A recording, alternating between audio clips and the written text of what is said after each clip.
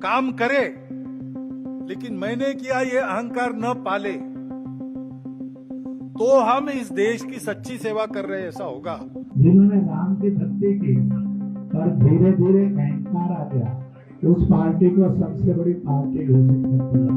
और उसका और जो पूरा उसको मत मिलना चाहिए, जो शक्ति मिलनी चाहिए, वो भगवान ने अहंकार। बीजेपी अपने अहंकार की वजह से अयोध्या की सीट हार गई। पहले संघ प्रमुख मोहन भागवत ने बीजेपी को अहंकारी बताया, उसके बाद अब आरएसएस की राष्ट्रीय कार्यकारिणी के सदस्य इंद्रेश कुमार ने भी वही बात दोहराई है।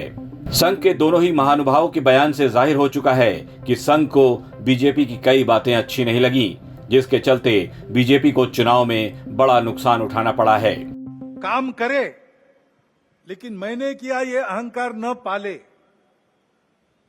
तो हम इस देश की सच्ची सेवा कर रहे ऐसा होगा।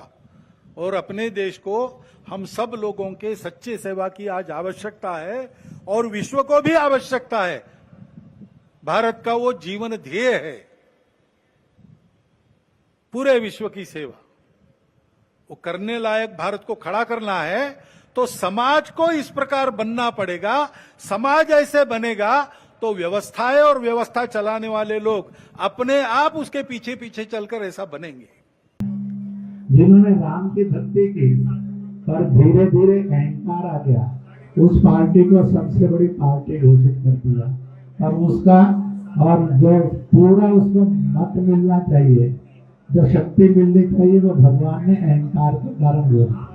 जिन्होंने राम का विरोध किया, उनमें से किसी को भी शक्ति नहीं दी, सब मिलकर भी नंबर 1 इन्होंने नंबर 2 पर खड़े कर दिए। इसलिए प्रभु का न्याय बड़ा विचित्र नहीं है, बड़ा सत्य है, बड़ा आनंददायक है। इसलिए जिस पार्टी ने भक्ति की, अहंकार आया, उसको 241 पर रोक दिया, पर सबसे बड़ी बना दी। जिनके अंदर राम की अनास्था थी, अश्रद्धा थी, और उनको सबको मिलकर 234 पर रोक दिया। कहा तुम्हारी अनास्था का यही दंड तुम्हें है कि तुम सफल नहीं हो सकते। इसलिए जो राम की भक्ति करे तो निरअहकार करे, और जो राम का विरोध करे उसका अकल्याण अपने आप है, प्रभु नहीं बिगाड़ता। इसलिए लल्लू सिंह, उसने जनता के ऊपर जुल्म किए थे। राम जी ने कहा थोड़ी देर 5 साल विश्राम कर ले, अगली बार देख लेंगे। भागवत के बाद अब इंद्रेश कुमार ने भी जयपुर के मंच से बोल दिया है कि अहंकारियों को भगवान श्री राम ने 241 पर ही रोक दिया। यही प्रभु का न्याय है। संघ की ओर से आए इन बयानों से साफ हो गया है कि अब बीजेपी की टॉप लीडरशिप और आरएसएस के बीच मतभेद पैदा हो चुके हैं। इंद्रेश कुमार जयपुर के पास कानोता में राम रथ अयोध्या यात्रा दर्शन पूजन समारोह में बोल रहे थे। उन्होंने कहा कि राम सबके साथ न्याय करते हैं। अयोध्या में बीजेपी के उम्मीदवार लल्लू सिंह की हार पर भी इंद्रेश कुमार ने कहा कि जो राम की भक्ति करे फिर अहंकार करे, जो राम का विरोध करे उसका कल्याण अपने आप हो गया।